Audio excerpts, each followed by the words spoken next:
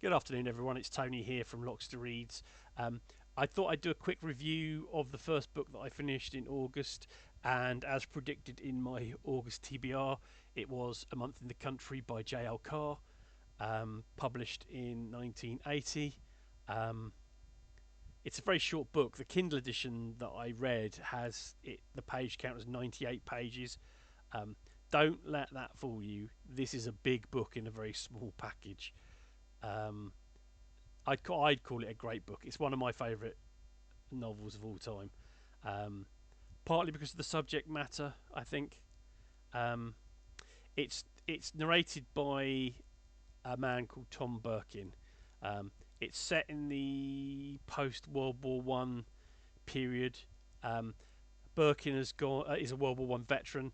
He's come to the village of Oxgodby to which is in Yorkshire, to uncover a medieval mural that might be hidden behind whitewash in the church.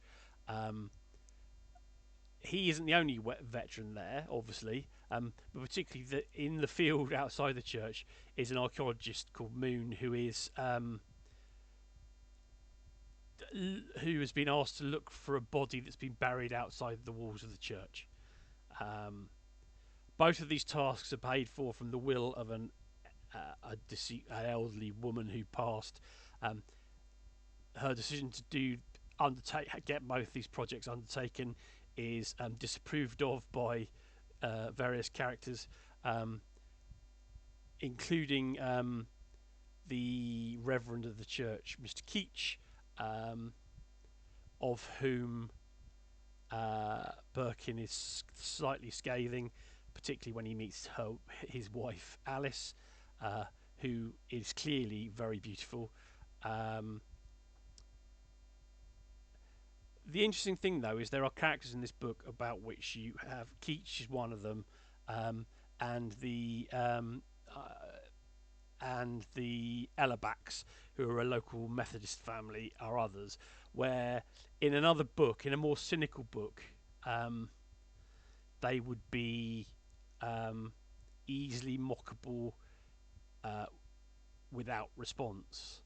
But one of the strengths of this book is all the characters in it are more complex and more nuanced than characters in far bigger books are. Um, just a paragraph or two gives them a complexity that some authors who write big chunky books could do well to copy. Um, um, and for example, there's a scene where Birkin finds two important things out about um, Moon. Um, it's over in about a page, but it tells you more about Moon's character. Um, it's actually one of the few things that in the film adaptation is handled far worse than it is in the book. Um, I like the film adaptation. It's got baby Colin Firth, baby Kenneth Branagh, and baby Natalie Richardson in it. Um, and that's the scene that I feel is really badly adapted. But I can't emphasize how much that this small book has so much greatness in it. Um, I've read much bigger books that say much less about the world, about art and artists, about love, about nostalgia, about the costs of love and war, about England, about the countryside, about the changing world of the interwar period, the end of horses, as I think is the one of the phrases he uses when he's looking back. Because this is written at the end, I think, towards the end when Birkin is a much older character and he's looking back on a period when the countryside was a very different place to what it becomes. I mean, there's a sort of odd nostalgia to it in that even by the interwar period, Britain was a predominantly urban um, environment, not to the degree that it is now, but it was still the countryside. But the countryside, I suppose the differences between country and urban living were much wider in terms of accessibility. It's a book, and it is a book about change. The change it's a book about how England is changing um, after World War One. How the people the men that came back from World War One were changed, and how the families of them and their survive and those who didn't survive are changing. There's a quite moving sort of half page where he's visiting somebody, and there's a picture of a young man in an army uniform, and it's he basically says it's clear that what happened to the boy, um, and it sort of hangs over the house he's in. Um, I mean, it's a sort of melancholy.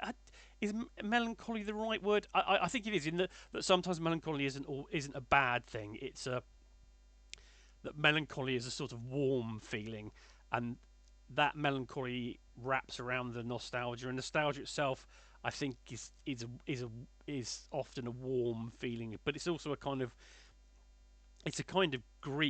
grief. It's a looking back on what has been and what you've lost, um, and even if you're talking about it in a positive way, it is a form of mourning. It's a flag in your own mortality. The world changes. In fact, you could argue that the problems of modern politics are that there are a lot of people who don't like the fact the world has changed. Um, the world has changed, and you sometimes don't notice it, but sometimes when you sit and dwell on it, the world changes.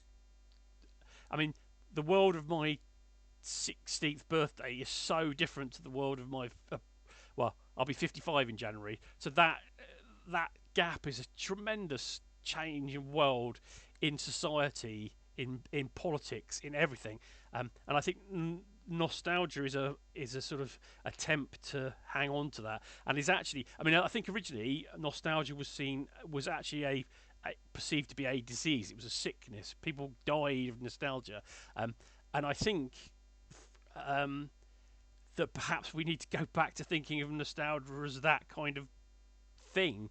Um, the USA and the UK are countries dying of nostalgia, um, but uh, but I'm sort of stepping away from the book, which is very bad. Certain people who booktubers would be very annoyed with my discussion of this. Um, it's beautifully written. As I said, it's very short. You could read it in a day, even if you're a slow reader. I think you could probably read it in a day. Not that I think you should. I think you should take as much time as you want over it. There is a tendency, for me anyway, with a short book to kind of rush it, and I don't think that's what it's deserved. I was going to quote the read another. I took so many quotes from this book.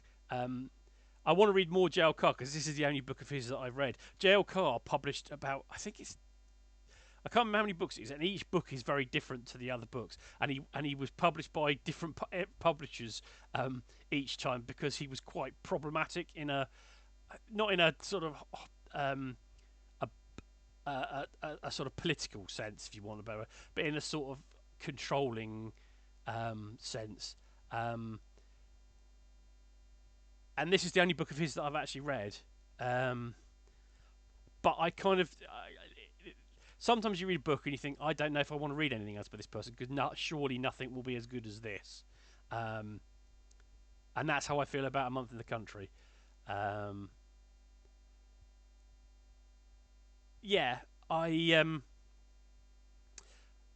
basically the book then is basically Birkin's account of that summer he spent in Oxford, um, where he went, who he met, and what he learnt. The other thing that I haven't mentioned, sorry, which is I'll get better at this, promise one day, is that he's married to a woman called Vinnie who has gone off with another man, which appears to be a thing that she does periodically, and there's that element to it as well, which is why he's sort of there's a moment in the church with Alice Keach, which is very reminiscent of something from like Brief Encounter, where it's what doesn't happen that is more important than what does happen. which I always find more emotional in some ways than big scenes that are supposed to be emotional. Um, this is a subtle book. It isn't. It doesn't. It doesn't scream things from the rooftops. So that's it. That's my review of Month in the Country by J.L. Carr. I highly recommend it. If you don't like it, then I'm sorry. I think it should be virtually impossible for you not to like. Maybe if you want a bit more whiz bang drama, maybe that won't be for you. It's almost worth thinking of it as almost in a not not exactly the same as Brief Encounter, but in terms of the way emotion runs through both without ever kind of exploding on the page, but you feel the emotions without having to be shown all the emotions. So there you go. A Month in the Countryside. A Month in the Country. I added side to that for some reason. A Month in the Country by J.L. Carr. Read it, please.